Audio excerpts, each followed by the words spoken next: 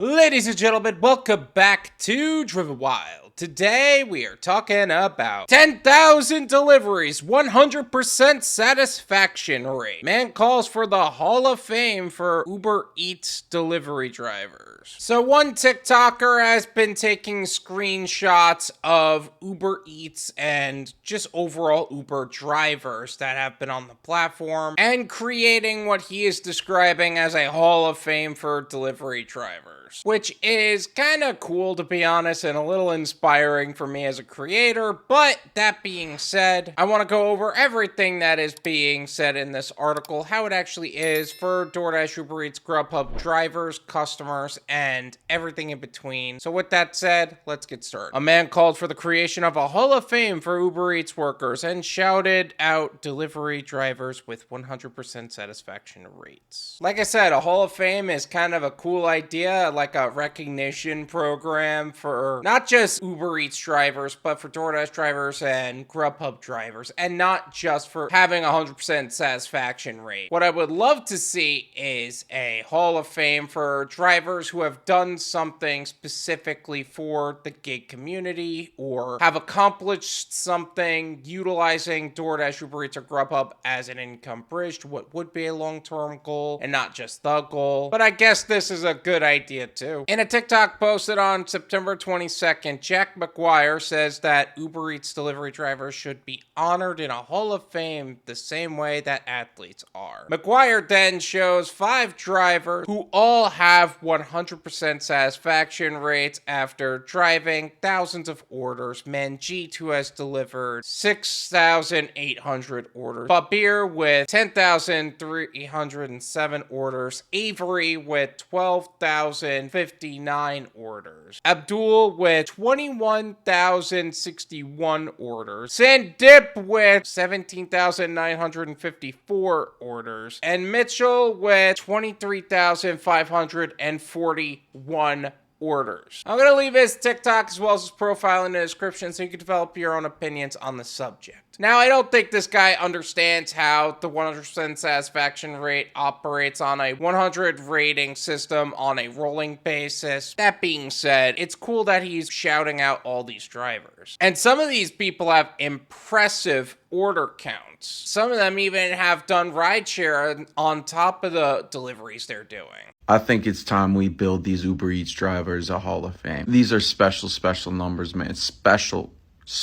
We need a blue collar Hall of Fame. We got a Hall of Fame for the silliest of things. Tell me why Avery doesn't deserve a Hall of Fame. You know, he's not wrong about that. There's a lot of Hall of Fames where I'm like, really? Not to mention the number of top lists or videos specifically on just scrapping on everyone else. Why shouldn't there be stuff like this? Because they're not going to get as many views. But it's cool that there's at least somebody recognizing our good work, right? On Wednesday, McGuire's video had over 2 million views on TikTok. The things you do for content, huh? McGuire is a blogger at Barstool Sports who covers college football, so commenters on this video spoke of the aforementioned Uber Eats drivers as if they were well-known athletes. Gig work is a sport now, right? People debating between who's better, Manjeet and Babir, one commenter wrote. Let's just appreciate that we get to live in the same generation as them. Amen to that.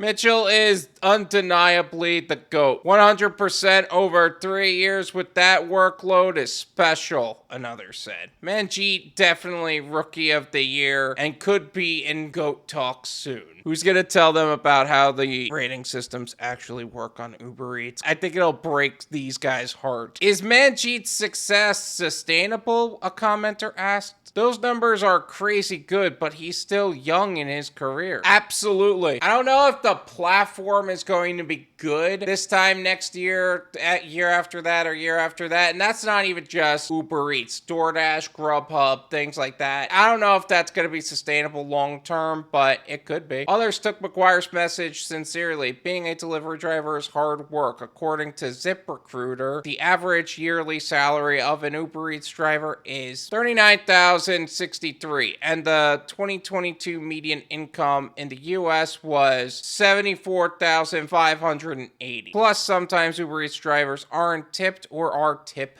debated. That also depends a lot of where you live and where your money's actually coming from too. The average annual salary nationwide is $59,428, and that's for 2023. That's not the median, that's the average. Keep in mind the way they make these points, they like to use certain metrics to make people think differently about the incomes people are making. Not to mention the number of people that are doing DoorDash, UberEats, and Grubhub on the side and not doing it full time. So don't go comparing yourself to these stupid metrics. Just work on building up your own income. Also, we don't take no-tip orders, and if we get tip baited, we almost always just blacklist them. Uber should recognize these men, a commenter wrote. I would trust all of these men with an Instacart order, another commenter said, referencing a recent discourse suggesting that men can be subpar Instacart delivery workers. There is so much hate towards male Instacart shoppers. Oh my god. Real heroes move in silence, another said. Ain't that the truth? This is my opinion.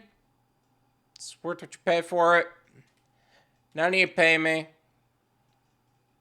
There you go. From the outside in, it does look like all of these guys are absolutely high-class workers on the gig platform. And honestly, that's pretty freaking awesome. And I'm glad that people are starting to recognize gig workers as high-quality working people, because quite honestly, it doesn't happen enough. You could say that about a lot of professions, but there's also a lot of professions where people just don't get the same amount of hate like gig workers do, or really anybody in the service industry. I think the Hall of Fame should definitely be based on metrics outside of just simply doing DoorDash or Uber Eats or Grubhub and having high ratings. I think that's cool and all, but I think what really should be constituting a Hall of Fame is the prospect of people who have either done something amazing for themselves and acting as an example for somebody in the gig economy to work their way out of dependence on the gig economy, or somebody who's truly committing to the gig economy. Like the rideshare guy with their work on trying to make moves towards getting legislation for gig workers. I think they should absolutely be in the Hall of Fame. Pedro DoorDash Santiago for being an inspiration for a lot of gig workers and having a lot of motivational talks and all that. And of course, you have athletes that have come out and said, yeah, I was a DoorDash driver for a really long time, and I was doing that so I can have an income so I could be a football player or a basketball player. It's not as uncommon of a story as you think. And I also think that those kind of stories are absolutely awesome and helps you stay motivated as a gig worker on your long-term goals. And I think that's not recognized enough. All in all, just keep going towards your goals and dreams, and one day even you would be constituted as somebody who would be in a gig worker Hall of Fame. Thank you so much for watching. I really appreciate it. As always, make sure to hit the like button, subscribe if you're new,